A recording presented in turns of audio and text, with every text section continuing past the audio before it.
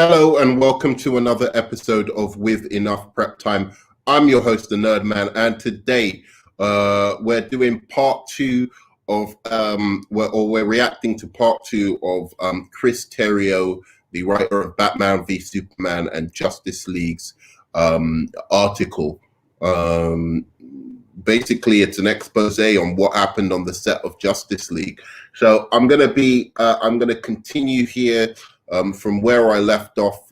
If you want to see part one, I will leave it in the description, or just check amongst my video library if you are watching live. So the last question was, what did Ben Affleck want you to do? My job was to create a story and tone. Yeah, okay, so we got past that. Right. So what did you want to avoid?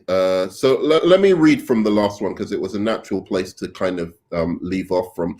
So what was your approach? I came into it thinking the only thing the only way that this could work was as a fever dream or a revenge tragedy. I thought, how do we create a story in which Bruce Wayne is traumatized by the war of Krypton coming to Earth, and in which he enters into this kind of madness? He becomes Captain Ahab, and he won't listen to saner voices like Alfred, for example. You are telling him that this is just not worth it.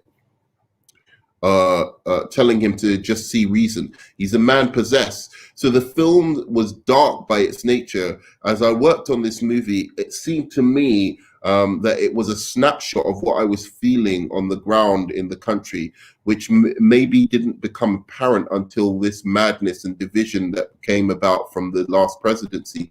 I thought this superhero movie could be about getting into our worst natures, but then coming out of that into redemption. And, you know, I think that's an interesting storyline. But again, the problem with this film, you know, I loved elements of it. Batman action, the Batman James Bond stuff, the Wonder Woman Batman interactions, the Trinity at the end of the movie. But the central conflict of Batman versus Superman itself didn't gel and didn't make sense, and it didn't work. I didn't know why Batman wanted to fight Superman. I didn't know why Superman wanted to fight Batman. Really, I mean, it didn't make sense unless you think about it on a very, very cursory, instinctual level, that he sees Superman as just this alien, even though he's an alien that clearly saved the world, and Bruce Wayne is aware that he saved the world, and potentially that this alien is the only protection the Earth has against other similarly powerful aliens that might come to the world. So wouldn't you want to at least at first talk to Superman, or try and understand, or do some detective work to figure out who this guy is? Maybe where does he live? Where does he rest his cape? You know, you'd think that Batman would be wanting to find out as much about him as possible. You know, are there more people like Superman? Could there potentially be a risk of the Earth being invaded? Would he be our only way of, you know, potentially defending the Earth?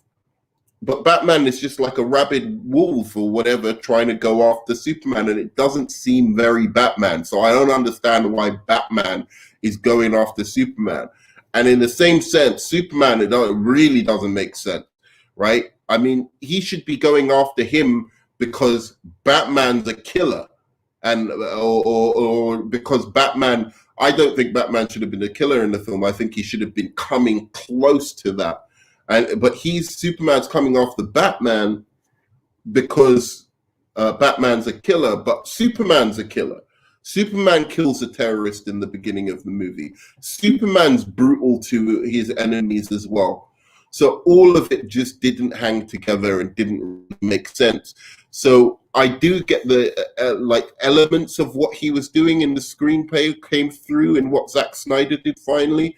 But I think either his ideas were not presented properly on screen by Zack Snyder, or you know, he wrote some things that didn't quite come through in the way that he imagined they were. You know, in the sense the conflict, the division, this hatred of aliens needed to be a little bit more nuanced than it was in the movie. You never really got to find out why anyone specifically hates Superman. Are there a conspiracy people who believe, like, you know, you never got to spend any personal time with anyone who hated Superman apart from people who hated him for saving the world, which doesn't make any sense. I mean, could you imagine, you know, there's that guy who's got no legs or whatever, like in the film, and basically his legs have been cut off, or his legs are damaged because he was in this fight. He was in the city when Metropolis was like destroyed, and he's complaining, you know, and he hates Superman. And you kind of think about it, and you're just like, actually, really, why does this guy hate Superman? I know his legs are jacked up or whatever because of this conflict, but could you imagine somebody who's, you know, who was in a fire or something, and a fireman saves them from this fire, but they come out and they're crippled a little bit? Do you think that person would really hate the fireman? Because maybe I'm wrong or something. Maybe I don't understand shit properly. But I doubt people, you know, so like, you know, there's a fire, and I don't know, something heavy falls on my legs, and I can never walk again. But a fireman comes in, risks his life through the fire, and drags me out. Am I gonna hate him for what happened to my legs? I mean, I don't really get that kind of thinking. The man knows that Superman saved him. So there were just story elements that where even the thing that he was trying to show of the tension in the country and how they hated Superman doesn't quite work or hang together. You'd think that there would be a little bit more nuance, or we could follow a couple of these characters who hate Superman and really see what they're doing. Are they forming kind of groups like MAGA, you know, like a MAGA group? They have like a hat, like no alien, what can we call it? No aliens, like NAGA or something. I don't know. Some an acronym or something where it's about these, you know, hillbillies or something who hate Superman just because, you know, he's an alien and they don't trust him. But and they're rational, and you could show that. And then you could show back, you know, it's just not as sophisticated as he's suggesting. So what did you want to avoid? I didn't want to make it a sitcom joke that Batman and Superman are trying to kill each other. You see, this is what I'm talking about. Why would Batman and Superman try and kill each other? And I know he inherited that from the first writer, but again, I'm not feeling his complaints against Warner Brothers. Warner Brothers, everybody who took this approach to Batman and Superman were wrong. This is coming from somebody who likes the movie. I like the movie, but this approach to Batman and Superman was fundamentally wrong. And they must have known, somebody must have known, if they knew comic books, specifically Zack Snyder, that this was going to piss people off. They saw that people were pissed off with Man of Steel and how it treated Superman. Of course, they're going to be pissed off if you do this kind of, you know, thing with BvS. Movie Logic says main terrorist walked away without a scratch. You say movie Logic says main terror. Can you explain that a bit? I don't quite understand what you mean there. I need to understand that a little bit more so I can respond to that. Okay, cool, good. You can hear me well? All right. So that's what did you try to avoid? How did things develop from there? I wrote drafts of the Batman Superman movie, which wasn't called Batman v Superman Dawn of Justice by me. I did not name the script. In fact, I found out that the movie was called along with the rest of the world on the internet. In fact, I found out what the movie was called along with the rest of the world on the internet. I was not consulted on the title of the film, and I was as surprised as everyone. I would not have named it Batman v Superman Dawn of Justice. Was that Zach's choice? I don't know exactly who named it. Okay, so at least he admits he doesn't know, but he basically threw his own friend under the bus. But I suspect it was the studio, and I suspect it was marketing. To be honest with you, it might have been the first step. No, my friend, it was Zack Snyder. It might have been the first step towards creating ill will for the film. I suspect that putting the words Batman and Superman into the title had some marketing component to it. I think you're right that the title did rub people the wrong way. I heard it. No, everyone was doing, I remember at the time, everyone was doing backflips, dancing in the street.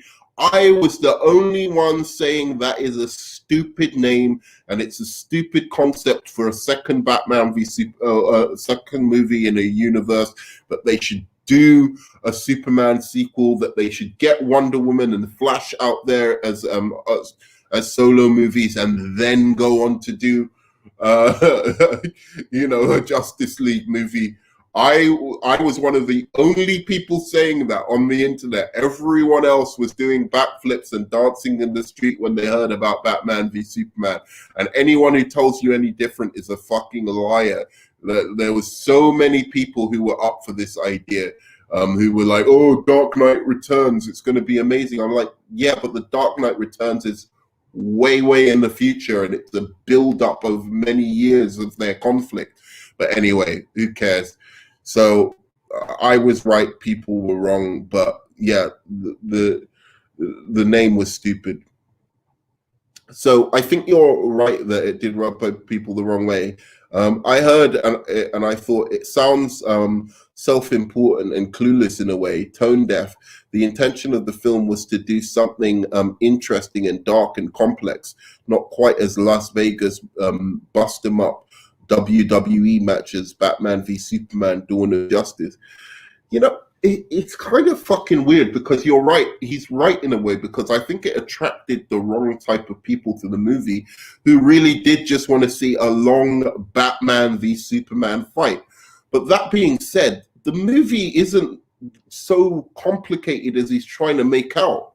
I think there's something very basic about Batman v Superman. Because of the story itself, it collapses under the weight of its own concept, really. But at the same time, I just really enjoy the seriousness with it. Look, put it this way. I think it's about as complex as a really good DC animated movie. Like, they're not very complex, but they're well written, they're sophisticated, they take themselves a bit seriously, they're not like MCU childish bullshit. But I wouldn't say there's a great deal that complicated about BvS, really. There's some philosophical things that are thrown in there that are interesting to think about, especially from Lex Luthor.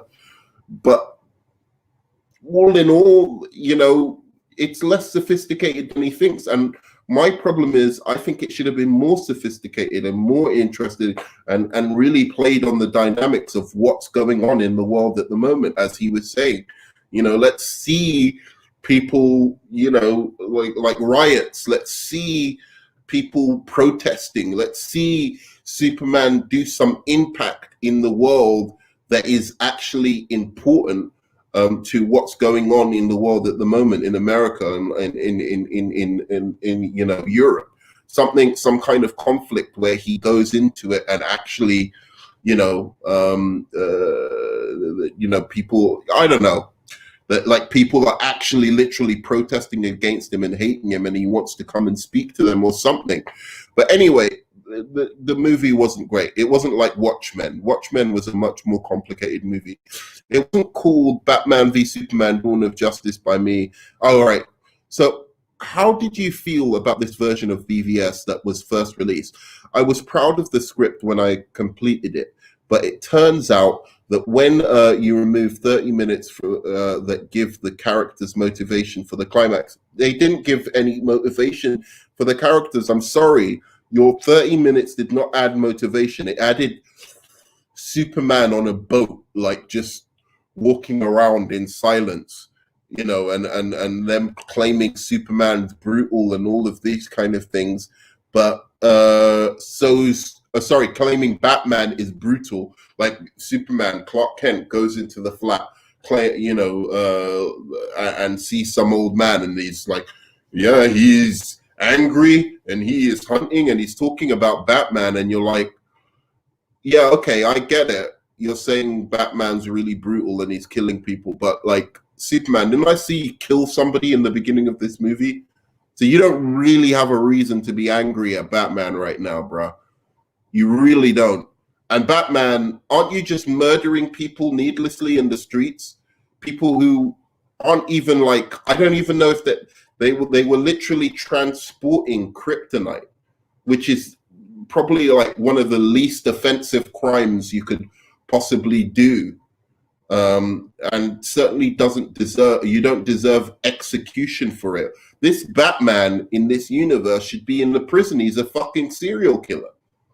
He should be in prison in the DCU. There's no way Superman should be working with the Batman in this universe. At least Superman killed a terrorist. Batman was out there just killing fucking people who were transporting material from one place to another. It didn't work. The whole conflict of the story was the worst part of the story. So no, 30 minutes didn't add shit, bro. The character's motivation for the climax. The film just doesn't work. As we learned from the two versions of Justice League, you can skip on the character and think the audience will give a shit about the VFX. That stuff was later restored in the extended version. I guess it's called the Ultimate Edition, remastered and released on HBO Max this March. So this house of cards that had been built in order to motivate this clash between America's two favorite heroes made no sense at all. That was what happened with Batman Superman. No, what happened with Batman Superman is you should have never made a Batman vs Superman movie in the first place. You did it about as good as you could possibly do it. So I'll give you, some applause for that. I don't think you could do a much better version, of that movie other than actually putting Superman in the movie. But it will be very hard to explain why a good, hopeful, nice, intelligent, Superman would actually ever fight or try and kill Batman. So that would be the problem you would have. You would have to turn Superman evil again or something like that, like somebody mind controls Superman. That's the only way you could do a Batman v Superman movie where you have Superman being the nice guy that he is. And you even see that a little bit in Batman v Superman, because Superman really isn't trying to fight Batman in that movie. What happens when Superman fights Batman is what happened in Justice League. That's what would really happen if Superman was like going all out. Like he never tried to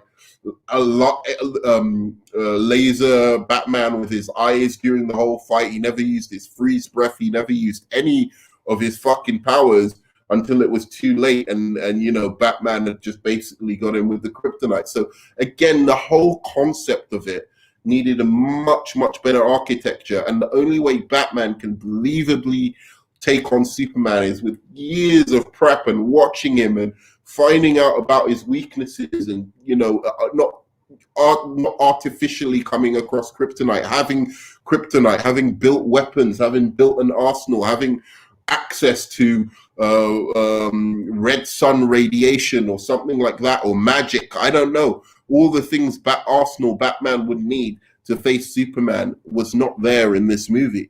They had to go the boring route. Oh, he gives him kryptonite, which basically makes him a human, so then he can face him. But if we want to see Batman v Superman, we want Superman using his full powers against Batman, and Batman coming up with a strategy to work his way around that. And that did not happen. So the movie was trash. The movie was always going to be dark. This house of cards had been built in order to motivate this clash between America's two favorite heroes. Made no sense at all. That was what happened with Batman Superman. The movie was always going to be dark. There were always going to be people who just didn't want to see that version of a comic book world, and I get that. But what hurt was the criticism that the script was not coherent, because when I turned in the script to the studio, which they, by all accounts, were happy with, it made sense. I can believe that, but like, again, you know, I think whatever you should have, Chris Terrio, what you should have asked for from Zack Snyder and all of those guys is, let me write this script from the start. That's what you should have asked for. You should have never used the structure of David Goya's script, which clearly was trash, and tried to add some great character moments and some more sophisticated, you know, lines and conflict over that, because basically, you know, and political and philosophical ideas. That's basically what he did. He took a trash foundation and put some politics, some clever philosophical lines, you know, a little bit more of a sophisticated interpretation of Batman, where he's a little bit more James Bond than he usually is, and you know, that things of that nature, you know. But the basic structure of the script and the structure of that conflict was so problematic, it couldn't save the movie from being hated by at least half the audience. And that's the problem with Zack Snyder movies. They're hated by half the audience, and he does it to himself because he won't toe the line with not using deconstructionist versions of these characters. So what was your relationship with Zack? Good. I have nothing whatsoever bad to say about Zack. He has a skill set that I don't have as a visualist, and he has a contagious excitement that when you describe a scene, he almost can't contain himself, and he just wants to go draw it or paint it. Zack never for a second turned his back on me or doubted my work. After Batman Superman, many of my Hollywood friends just stopped talking to me because they sort of thought that somehow I was complicit in this very public failure of a studio film. How can your friends stop talking to you because you wrote a bad film? Mate, they weren't your friends. Many of my Hollywood friends just stopped talking to me because of it. What is he? Is he for real? What kind of friend is that? You just say many of the people you knew in Hollywood, bro, they're not your friends. That's sick, bro. Because of a film, they don't talk to you. You learn pretty quickly who your real friends. You didn't murder someone. Do you know what I mean? You weren't accused of murder or like something terrible. There was just a film that came out which, you know, audiences were divided on. Why is he talking like this? You learn quickly who your friends are and who your air kiss Hollywood friends are. Zack could not have been more supportive and never stopped believing that together we were going to create this big epic DC world. And I think eventually, if they learn to play to both of their strengths, because he is a good writer, Chris Terrio, he really is. I can see elements of that in the movie, and I can see a lot of it in Justice League. He's a great writer. I don't know why people hate Chris Terrio so much as a writer himself. I think he's very good, and I think Justice League, he should be very, very proud of what he did in Justice League. Yeah, there are a few tweaks here and there that would have made it a lot better, but you know, for the most part, it's a very personal and human and humane movie. And I do think that I really wish he was around. Again, I wish he was another writer around. I'd like him to take a swing at Wonder Woman, the third Wonder Woman film, because he does his research, he reads the comics, he knows, you know, he doesn't just come in there and, you know, not do his research, which I like about him as a writer. I remember him talking in an interview a long time ago about all the comics he'd been reading, and I think he would have crafted some good scripts. But again, you know, the Warner Brothers are just throwing him away. And I want to talk about Warner Brothers 1 second, during all of this. Yeah, too much story in BvS. You're right. The guy at the beginning of BvS who was holding Lois. Yeah, exactly. Movie logic says the main terrorist walked away without a scratch. Right. I don't believe that for a second. He didn't. And yeah, too much story in BvS. There is way too much story. But I think beyond that, I think the problem with BvS is the conflict between Batman and Superman is just not believable. I don't believe why they're fighting. And I don't think people, when they think of a Batman v Superman fight, I don't think that's how they want to imagine it. I think they want to see Superman really coming at Batman, like at least if he's not, if he's not like 30%, at least come at, you want to at least come at, Superman should be coming at Batman at least, a good 50%. Like he's using his heat vision, he's using his freeze breath, he's using various powers, and Batman is trying to maneuver around that. And if Superman isn't doing that, then it's not really a Batman versus Superman fight, because it's Superman's basically throwing the fight up until Batman is able to, give him kryptonite, which was so obvious. We all knew. Like we were hoping that maybe they'd figure out another way for Batman to actually do something to Superman, and they didn't. They went the obvious route of kryptonite, and it was boring. So I do want to talk about Warner Brothers at the moment, and I think again, Warner Brothers really needs to work on managing their talent and using their talent where they're good. And using their talent for I don't know why they didn't get someone like Chris Terrio to help write Wonder Woman 1984, for instance. I don't understand why they wouldn't have approached someone like him to do that. This is a big, massive movie, or somebody else, like a great writer, to do something like that.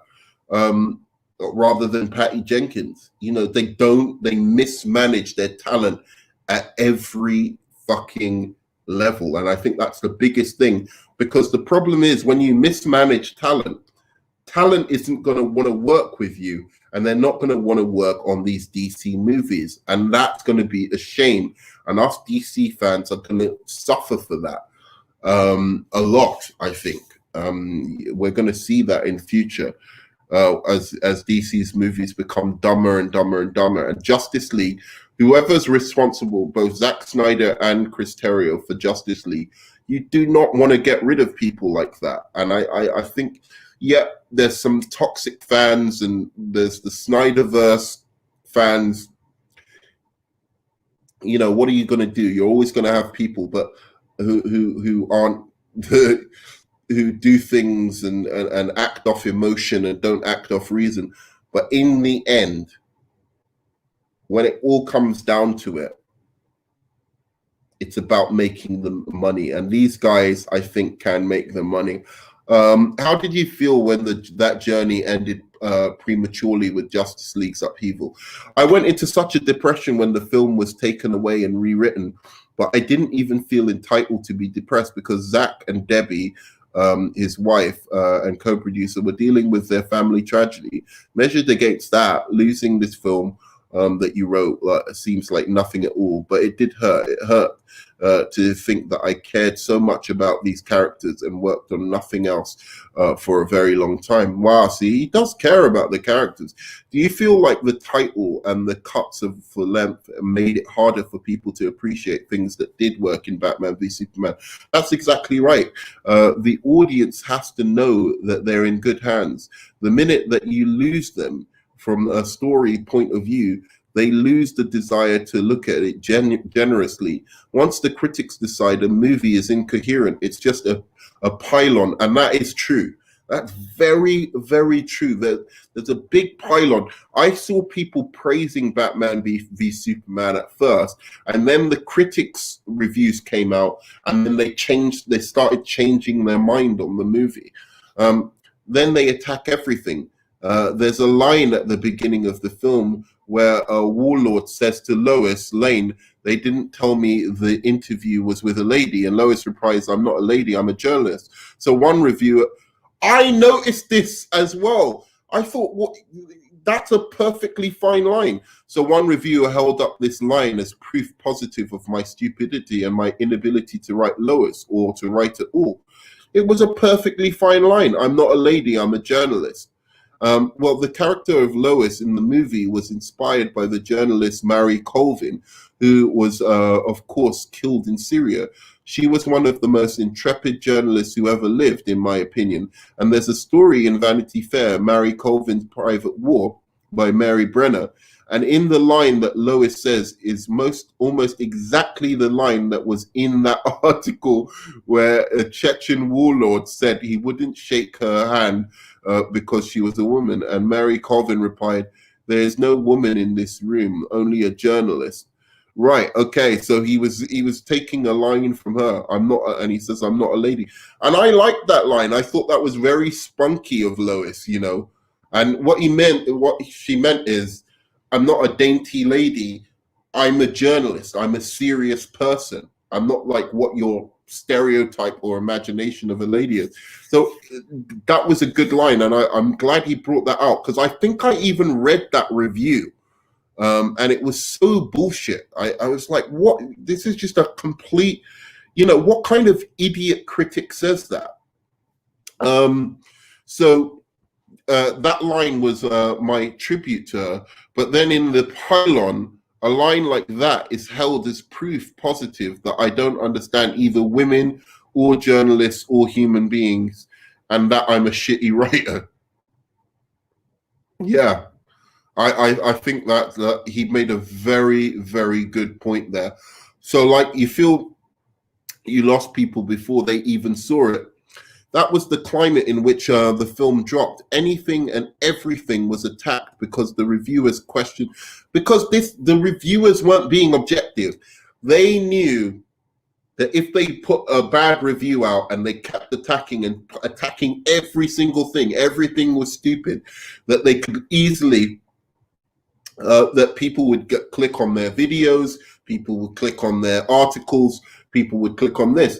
When I criticize a movie, I criticize not only for what it's trying to be. So if you've heard what I've been criticizing it so far is, I've said the conflict between Batman and Superman didn't work, and I've said the things that didn't work. But I've criticized it very constructively. A lot of the critics were just saying it's dark. It's there was no argument there. It was just like, it's dark, it's gloomy, it's this, it's that, without any reason saying why that makes the film bad, or why that means that the filmmaker didn't achieve what they were trying to achieve, because clearly the film was meant to be dark. So why would you criticize it for being dark? You only criticize a movie for being too dark if the filmmaker was trying to make a light-hearted children's movie or something like that. And then you go, oh, wait a second, this is too dark because this is a children's movie. You always have to say, because of something, because of this reason, that is why I believe this, X. If you aren't saying that, then you're not really criticizing, you're just making statements. And I do find a lot of the criticisms on Rotten Tomatoes are like that, and it's got to stop. It really has to stop, because these people, as they say, they do work hard and they deserve something better. And to call a man an idiot for saying a line that, so are you trying to say, when this critic said that the line was stupid, and that and I read this somewhere, I remember reading this somewhere about Lois saying, "I'm not a lady, I'm a journalist." And when this critic said that he was an idiot and he doesn't know men and he doesn't know human beings and he doesn't know women because he'd written this line, was he also calling Amy Adams an idiot for saying that line? Because Amy Adams said the line. Wouldn't Amy Adams, I think she's strong-minded enough to be able to say, you know what, Chris Terrio, maybe say it a different way, because I think this is going to be super offensive to women. He didn't. She didn't, because it wouldn't be. It's only super offensive to woke Hollywood critics who don't know what the fuck they're talking about. Anyway, so let's go on. I don't blame them. The marketing promised this mindless fight movie, and any attempt to make something real or complicated was just met with anger and vitriol because the audience just didn't assume good intentions. I can kind of agree with that, but I think there's problems with the movie as well with your depiction of Superman. It's basically it. Your depiction of Superman and Batman killing, I think that put the fans off. Critics, they're just idiots. They were saying the same thing they said about this movie. They were saying about Joker, the Joker as well, which went on to win Oscars and be nominated for Oscars. They're just idiots. Anyway, I've been working with the director to bring a voice of conscience and sanity to the almost. I mean, these critics rated Justice League, the 2017 version, over Batman v Superman. That's how moronic these some of these critics are. They gave it 40% and Batman v Superman 25%. So I've been working with the director to bring a voice of conscience and sanity to the almost perversely dark film you've been developing for years, but I'm the problem here. Another complaint was that Zack Snyder's DC films were too grim and heavy. Did you feel blamed for that? The studio seemed to take the position that after BvS that my writing was too dark and this was their problem. But what they didn't mention was that, for example, in the draft of Batman Superman script that WB had developed, which was the draft I was handed when I joined the project, Batman was not only branding criminals with a bat brand, he also ended the movie branding Lex Luthor, which he shouldn't have been branding criminals or Lex Luthor. The ending was a point over which I explicitly went to the mat with the studio again and again. I argued that Batman could not end the movie continuing this behavior, which amounted to torture, because then the movie was endorsing what he did. And he shouldn't have been doing it in the first place. That is why Superman should never work with this fucking crazy asshole who kills people who are just couriers for a company. Anyway, do me a favor. If you're watching this, please, and you're enjoying the content, please give me a high five, smash that like button as we continue discussing this for, let me see if I've got, how long I've got left. I think I'm going to go on for another 10 minutes here. So what was your argument to them? It's one thing if Batman Begins, the movie, as a dark version of himself when we don't recognize, whom we don't recognize, but he has to see the error of his ways and remember his better self in the course of the movie. By the end of the movie, he needs to be the Batman we know, and he has to be ready to go and create the Justice League. Otherwise, I said, what's the point? But that Batman who killed people and murdered people like that can't stop the Justice League. He murdered in cold blood. I'll say one thing. Wow. I'll say one thing about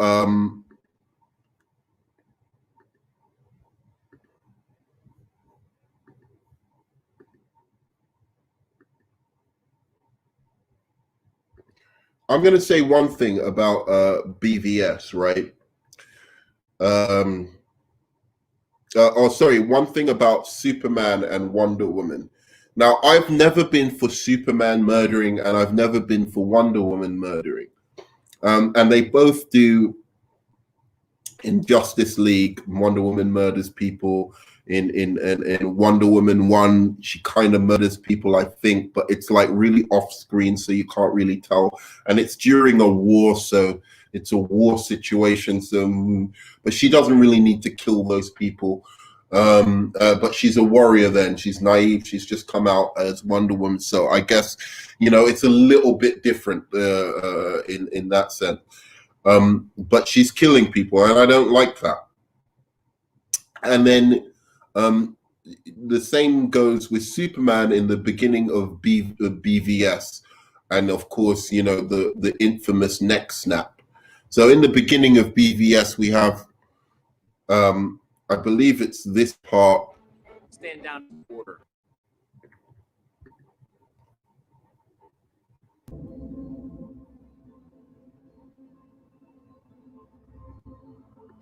So I believe we have this part here, where Superman essentially just murders someone.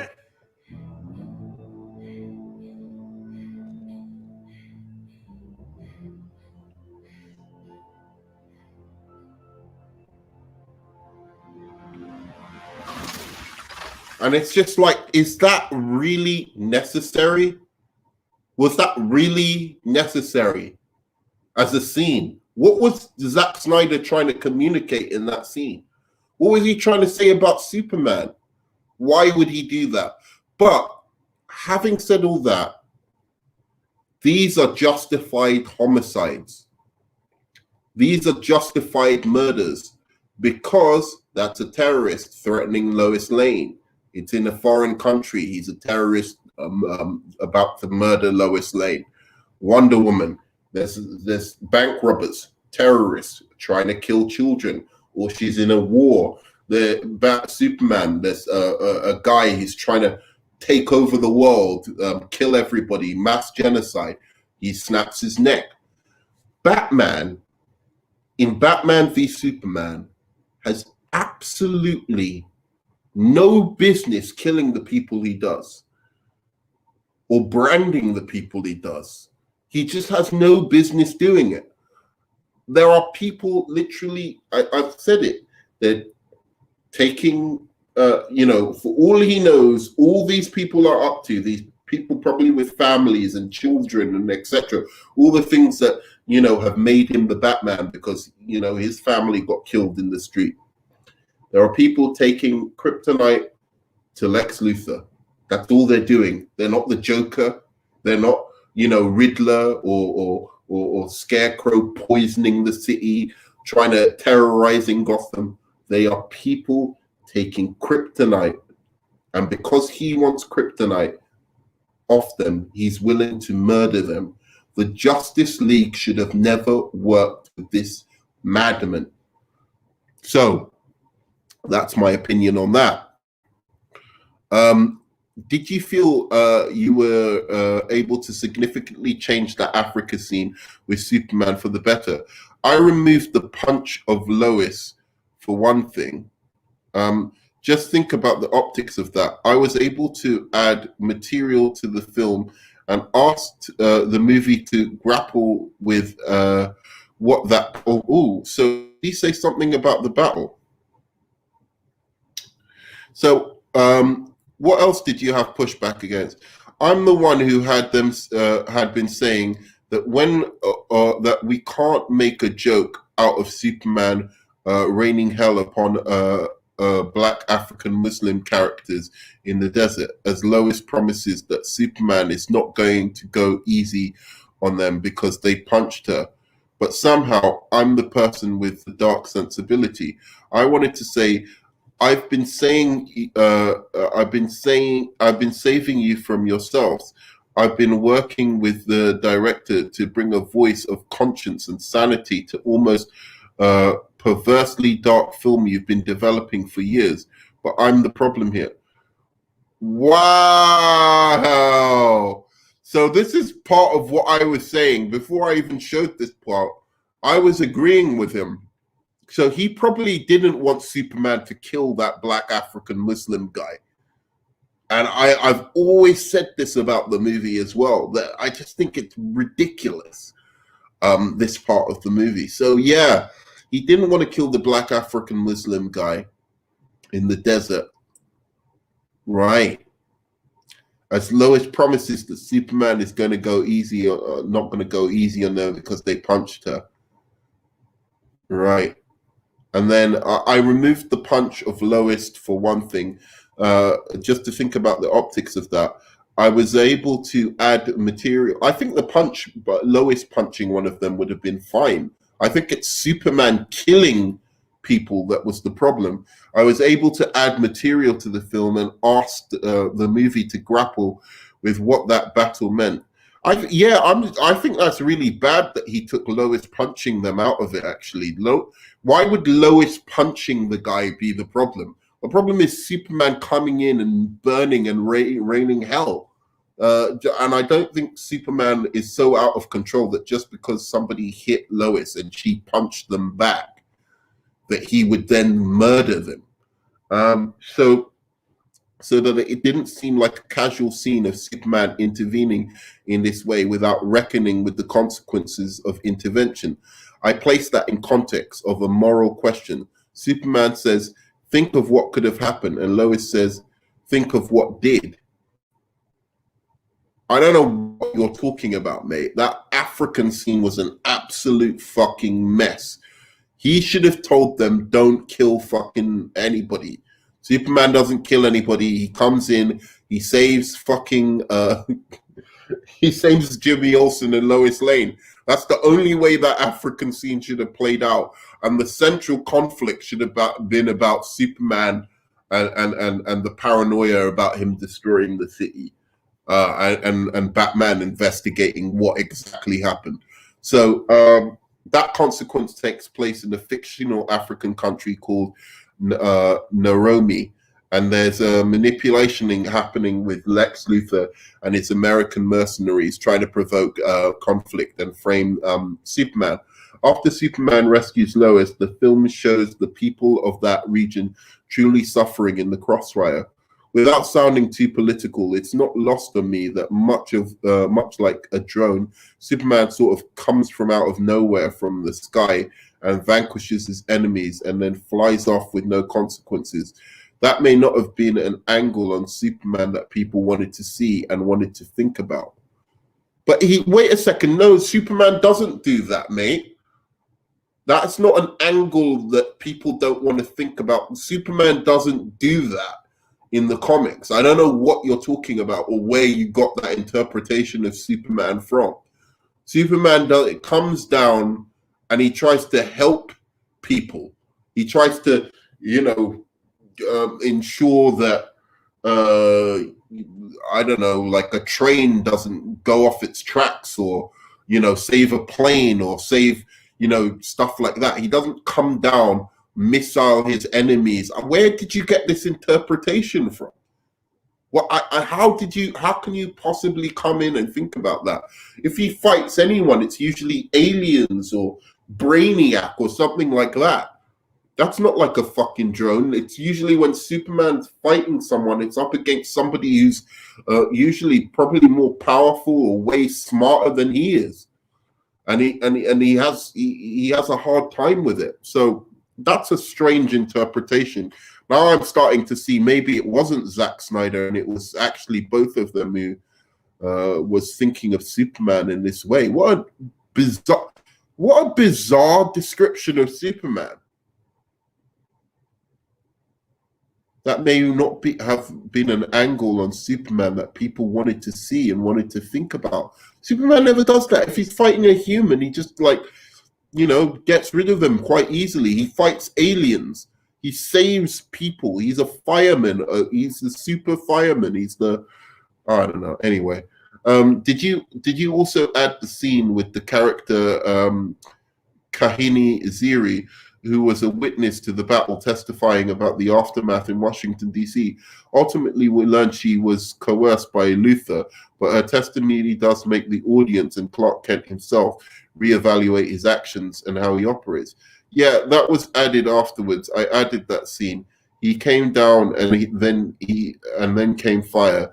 The story that she tells, at least in the script, is that he destabilized the entire region and then government forces came in and slaughtered the village. Since these were the optics they already were already in the movie, I thought that my job was to ask questions and say, what do we add? Why was that in the movie? I don't know. I like the certain elements of that, but I just think the whole thing with with Superman destroying Metropolis could have been focused enough, and they could have just used that as a scene for Superman to save some people. I don't know. I guess they needed Lex Luthor to be doing some kind of plan.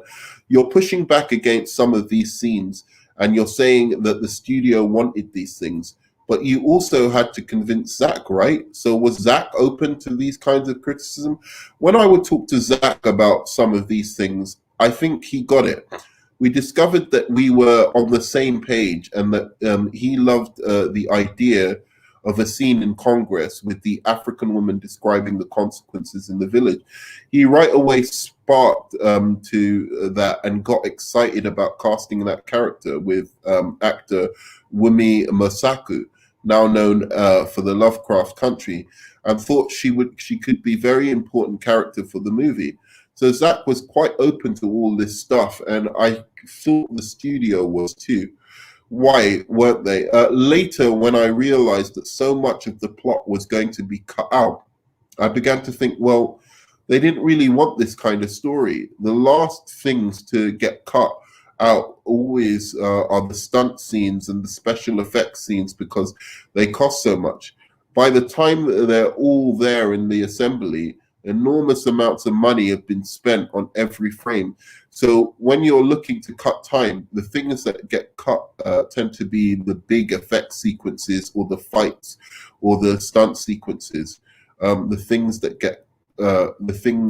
get cut are the nuance. Yeah.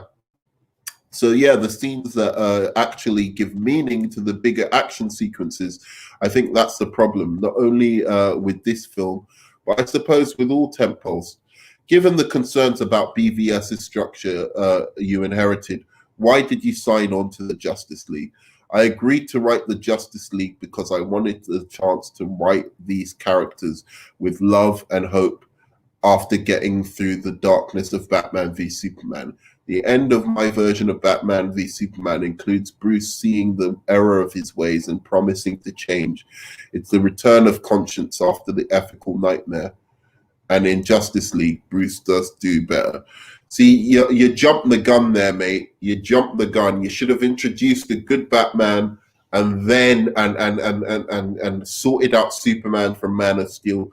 And then you could have gone into a darkness world after Justice League. You can't go into that straight away. You can't assume that you need to make people like the characters before you make them dislike. Because most people dislike deconstructions. We don't like deconstructions of people. You don't want a mopey, depressed Superman. You're not going to warm to that kind of character. But anyway, look, I think this is a good place to cut it, because it seems like we're transitioning here from Chris Terrio's discussion of Batman v Superman to more of his discussion on Justice League. So I want to thank you for staying with me here. Thanks so much. Have you seen the first episode of Falcon and Winter Soldier? I have indeed. I've got a review of it on another channel, but thanks very much. I want you to do me a favor. If you could give me a high five, smash that like button, and do subscribe for more content. And of course, I'll see you on the flip side.